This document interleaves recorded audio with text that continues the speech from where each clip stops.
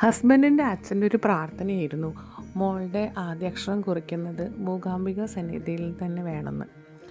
എല്ലാവർക്കും ഓക്കെ ആയതിനാൽ ഞങ്ങളൊരു 7-8 പേരടങ്ങുന്ന ഒരു ടീമാണ് ഇത്തവണ മൂകാംബികയ്ക്ക് പോകുന്നത്. അമ്മയെ കാണണമെങ്കിൽ അമ്മ കൂടെ ആഗ്രഹിക്കണമെന്ന് പറയുന്നത് കേട്ടിട്ടുണ്ട്. ഒരു തരത്തിൽ പറഞ്ഞാൽ അത് സത്യമായിരിക്കും. എന്തായാലും ഞങ്ങൾ നേരത്തെ ട്രെയിൻ ടിക്കറ്റൊക്കെ ബുക്ക് ചെയ്ത കാരണം യാത്രയിലൊന്നും വലിയ കുഴപ്പങ്ങളൊന്നും ഉണ്ടായില്ല, തിരക്കൊന്നും ഉണ്ടായിരുന്നില്ല. രാവിലെ ഇരുന്നു ഞങ്ങൾ യാത്ര പുറപ്പെട്ടത്. കഴിക്കാനുള്ള സ്നാക്സും കാര്യങ്ങളൊക്കെ ഞങ്ങൾ നേരത്തെ എടുത്തിരുന്നു.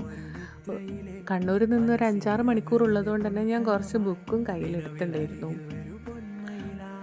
ഞങ്ങളൊരു വൈകുന്നേരത്തോടു കൂടിയാണ് ബൈന്ദൂർ സ്റ്റേഷനിൽ ഇറങ്ങിയത്. അവിടുന്ന് നമുക്ക് ക്ഷേത്രത്തിലേക്ക് പോകാൻ വേണ്ടിയിട്ട് ജീപ്പും അതേപോലെ ബസ്സുകളും ഉണ്ട്.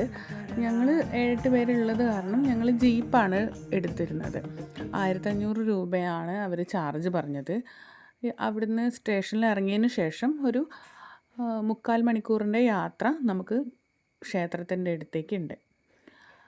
ഒരു കാടും മേടും ഒക്കെ നിറഞ്ഞ ഒരു വഴികളിലൂടെയായിരുന്നു യാത്ര. ഒരു വൈകുന്നേരം ഒരു 6:30 മണിയോടുകൂടി ഞങ്ങൾ അവിടെ എത്തിയിട്ടുണ്ടാകും. ബാക്കി ഭാഗം അടുത്ത ഭാഗത്തിൽ.